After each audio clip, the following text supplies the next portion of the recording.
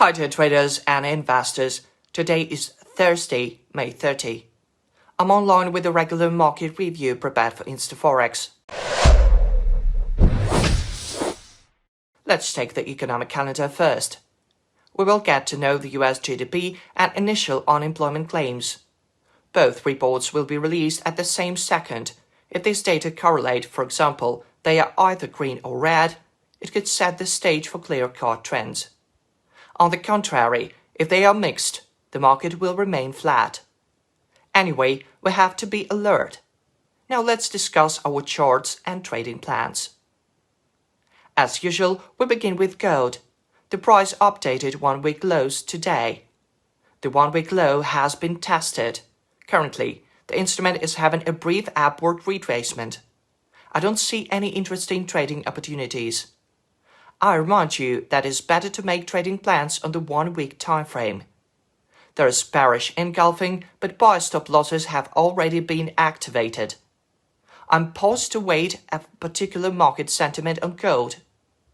I haven't found any trend reversal patterns, according to the price action strategy.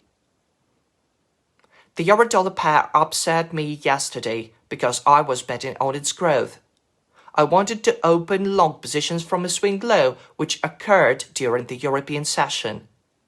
The price just missed the first target and I closed my long positions at break-even. The previous market entry was on May 24, but that swing low was so-so. Eventually, my trading plan went wrong and I lost about 100 pips. What is interesting there? We're anticipating the report tonight. The instrument left an untouched level upward in the New York session yesterday. Oddly, the price didn't update the high of May 16. The market went defying my expectations. I assume all of these moves are confusing traders before the major reports tonight. I mean, the euro could reverse its trend. Anyway, I don't see a nice market entry point. Obviously, there is a lot of liquidity upwards, so the seller's stop losses could be triggered. So, let's wait for the news. The pound-dollar pair started its decline at a sharp move. I found some downward targets such as the low of the last week and the low made 2 weeks ago. These levels are still untouched.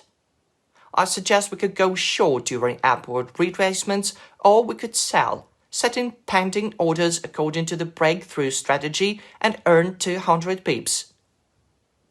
The AUD USD pair is going through its downwards correction. Someone predicts a trend reversal and false breakouts. I don't have any trading plans. I still believe in the ambitious bullish target for those who have already bought the instrument, but I don't have any new ideas to go long now. The Canadian dollar took advantage of the greenback's weakness and triggered a new upward impulse. The currency market mostly traders in ranges. Retail traders earn modest money from the sideways trading and then they lose a lot during sharp price swings. I want to show you other seesaw periods. In the daily time frame, I detected wide borders formed in 2022. We could earn inside these borders. However, black swans pop up from time to time and traders suffer huge losses.